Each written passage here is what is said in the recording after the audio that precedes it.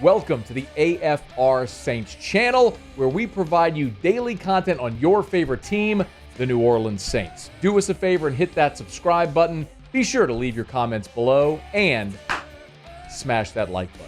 Who dat?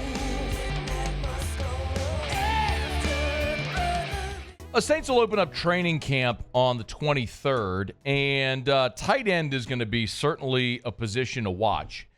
It's really interesting because they've got 9 tight ends on the roster right now. Of course, there's Foster Moreau, Taysom Hill, there's Juwan Johnson, but after that, there's Seth Green, Dallin Holker, Michael Jacobson, Maliki Mataval, Jack Stoll, and Trayton Welch. 9 tight ends on the roster.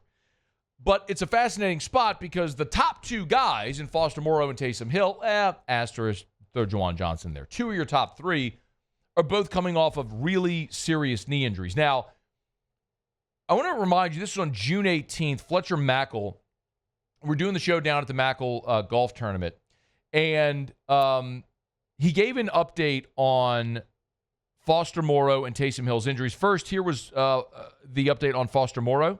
Foster Moreau suffered a devastating knee injury in the final game of the season last year on the final drive, playing his heart out, maybe to help Darren Rizzi get that job, or just because that's who he is, because he's a quality human being and professional and plays hard.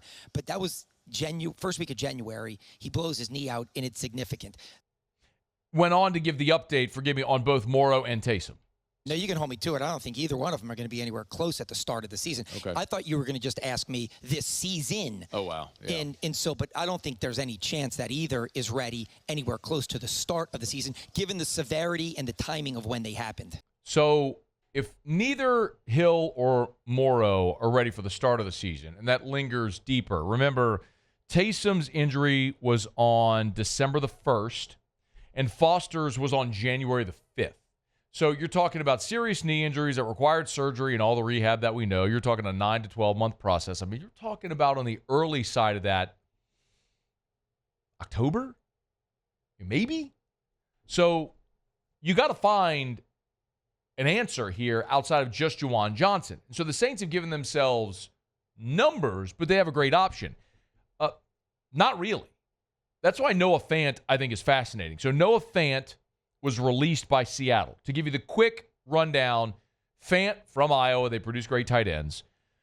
Fant gets drafted by Denver. In his first 3 seasons, he's awesome. 170 catches, 1,900 yards, 10 touchdowns. He's one of the best tight ends in football. He's part of the Russell Wilson trade to Denver. So he goes from Denver to Seattle as part of the Russell Wilson deal. He goes to Seattle, and basically over his time in Seattle has done a whole lot of nothing. Underwhelming production over 3 seasons, and he's got an outsized contract. But he's only 27 years old. Maybe he just didn't fit in in Seattle with what they were doing with their offense, or whatever the case may be. Same thing happened to Jimmy Graham, if you think about it, 10 years ago. But Noah Fant now was released by Seattle. And you're talking about a guy, again, that's only 27 years old and has been a very productive tight end in the league. He just wasn't for the last 3 years in Seattle. And he represents what you currently lack at that position. A guy with prototypical tight end size at 6'4", 250, right? He's a guy that can put his hand in the dirt and move bodies, but he can also be a very athletic pass catcher, whereas a guy like Juwan Johnson is just a pass-catching tight end. So if you're looking for what would equate to the Foster Moreau in this situation, Noah Fant could very well be that. And if you just look at the production at tight end, Foster Moreau in his career in 6 years has 144 receptions. Taysom Hill in 7 years has 99 catches, although there's an asterisk because he's played a lot of different positions. Juwan Johnson in 5 seasons has 146 receptions. So in 1 less season than Foster Moreau, he's got 2 more catches. But after those 3, Jack Stoll, who was with Kellen Moore in Philly, has 22 catches. Dallin Holker has 3 for his career. Seth Green, Michael Jacobson, Maliki Mataval, Trayton Welch, all with 0. So 4 of your tight ends have no catches. The other 2 have 22 and 3 catches respectively. 2 of your guys are hurt, and then there's Juwan Johnson, who's really only a pass catcher. you need tight end help. It's why they have so many numbers. Now, the question for Noah Fant is, how much would it cost, and is he interested? Because Noah Fant will probably have options from other contending teams to go play for them. Now, I don't have a list in front of me of what are the most tight end needy teams. I don't know everybody's. I know the Saints have 9 tight ends and 2 of them are injured. I don't know what the other 31 teams are looking at tight end. Like, I could pretty safely assume Kansas City's not looking for tight end help right now. I could pretty safely assume the Ravens aren't looking for tight end help. Like, there's some that are very obvious. But if you look past the top dozen or so teams with really good situations at tight end, is there another contending team that might be interested to bring him on a one-year deal that'd be more appealing than the Saints in the middle of a rebuild? And yes, the Saints are in the middle of a rebuild. 27-year-old Noah Fant, who early in his career was a really good pass-catching tight end and comes out of a tight end factory in Iowa that fits a very glaring need that the Saints have at least until Foster, Moreau, Taysom Hill come back, if they do this season. Yeah, makes a lot of sense. Depending on how much it would cost, be in on it. The real question is, does Fant have other better options right now at the start of the season? But for 2025, the Saints right now have plenty of cap space if they wanted to spend it to add a tight end.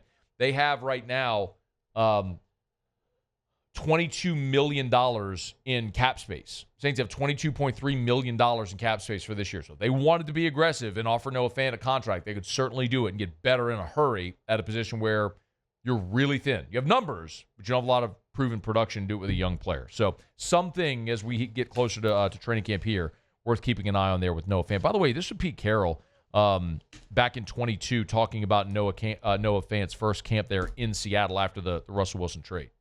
Noah had probably had one of the, maybe the most spectacular camp of anybody. I just thought he made plays throughout the whole time, down the field, short area stuff, understanding the scheme, all of he just adapted so beautifully.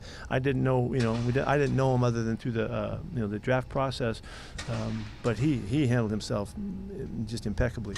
He had 50 catches his first year in Seattle, 32 his second year, and 48 a season ago. The touchdown numbers weren't necessarily there, just one touchdown the last 2 years. But Carroll liked him at the front end. Of course, Pete Carroll obviously isn't the coach there anymore. So coaching change, different scheme, a lot of turnover, led to not being a great situation, but a lot left in the tank. See if the Saints might make a play for Noah Fant. Hey, thanks so much for watching. Please leave your comments. I love to interact. And be sure to hit the red subscribe button below.